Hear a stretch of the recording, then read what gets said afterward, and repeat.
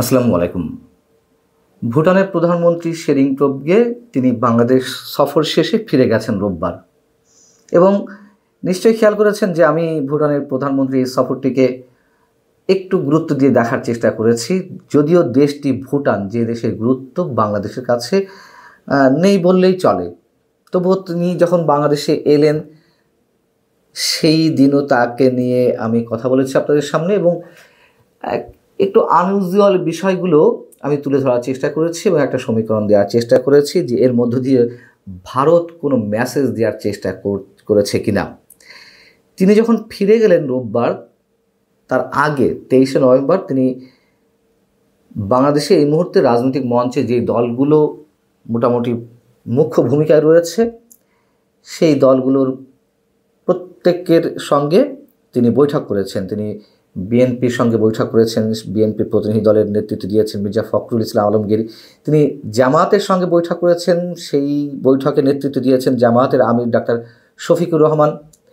NCP নেতাদের সঙ্গে বৈঠক করেছেন, সেখানে নাহিদ ইসলামের নেতৃত্বে এনসিপি নেতারা উপস্থিত ছিলেন। মজার বিষয় হচ্ছে এই সব বৈঠকের প্রত্যেকটার ছবি এবং নিউজ আমাদের প্রধান উপদেষ্টার যে verified official page, Facebook page, সেই ফেসবুক পেজে তুলে ধরা হয়েছে। অর্থাৎ সরকার যথেষ্ট গুরুত্বের সঙ্গে ভুটানের প্রধানমন্ত্রী এই সফরটিকে দেখার চেষ্টা করেছে এবং সাধারণ মানুষের কাছে বিভিন্ন বার্তা পৌঁছে দেওয়ার চেষ্টা করেছে।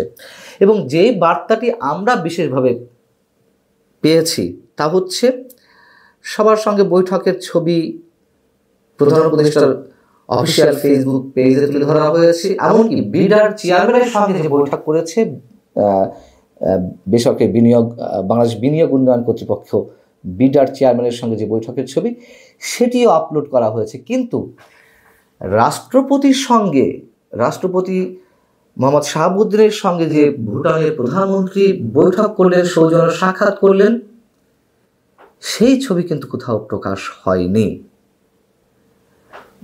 ফরমালি যদি এই ছবিগুলো প্রধান উপদেষ্টার পেজে, ফেসবুক পেজে তুলে ধরা হয়, রাষ্ট্রপতির ছবিটা তুলে ধরা হয়নি, এর মধ্যে দিয়ে নিশ্চয়ই আমরা অনেক ধরনের মেসেজ পেতে পারি। এবং দেশটা তো ভুটান, তাই না?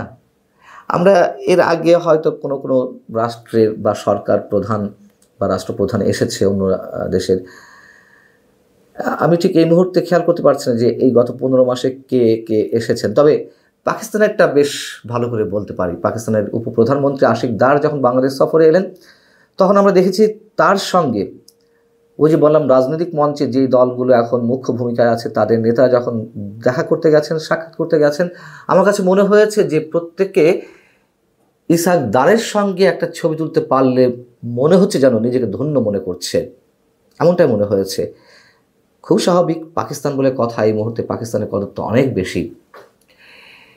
কিন্তু ভুটানের গুরুত্ব আমাদের কাছে কতটা, যে তার সঙ্গেও প্রতিটা রাজনৈতিক দলের প্রধানরা, বলতে গেলে প্রধানই তো বলতে হয়, তারা বৈঠক করেছেন এবং সেগুলো আবার প্রধান উপদেষ্টার ফেসবুক অফিসিয়াল ফেসবুক পেজে তুলে ধরা হয়েছে।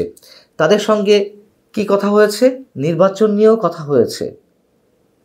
ভুটানের প্রধানমন্ত্রী বাংলাদেশে নির্বাচন নিয়ে আলোচনা করছেন, এটুকু আমরা মোটামুটি জানতে পেরেছি। ফরমালি ইনফরমালি প্রত্যেক রাজনৈতিক দলের নেতাদের সঙ্গে, অর্থাৎ এই যে প্রধান 3 রাজনৈতিক দল এই মুহূর্তে বিএনপি, এনসিপি এবং জামায়াতে ইসলামী, তাদের সঙ্গে ভিতরে আর কি কথা হয়েছে আমরা জানি না। তবে যে মেসেজটি আমি প্রথমে দেওয়ার চেষ্টা করছিলাম, তিনি যেদিন এলেন বাংলাদেশে সেদিনই আমি আপনাদেরকে জানানোর চেষ্টা করেছি বা বলার চেষ্টা করেছি যে ভারত যা কিছু করে অন্তত দক্ষিণ এশিয়ার দেশগুলোতে অনেক ক্ষেত্রে, সব ক্ষেত্রে না হোক, ভুটানের মাধ্যমেই সেগুলো বাস্তবায়ন করার চেষ্টা করে।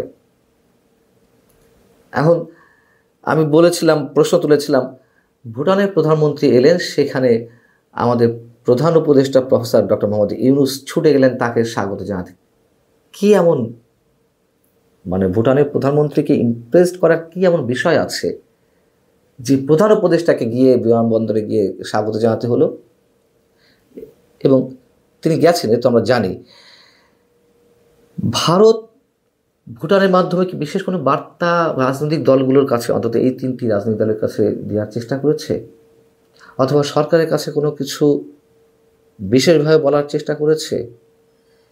ভুটানের প্রধানমন্ত্রী কি ভারতের সে মেসেজটি দিয়ে যাদেরকে দেওয়ার চেষ্টা করেছেন এবং তাদেরকে কনভিন্স করার চেষ্টা করতে পেরেছেন? জানি না। তবে অবশ্যই এটি খুব স্বাভাবিক কোনো সফর নয় শেরিং টোবগের, এটুকু নিঃসন্দেহে বলা যেতে পারে।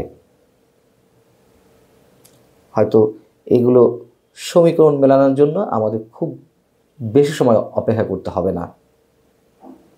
ভালো থাকুন সবাই। আল্লাহ হাফেজ।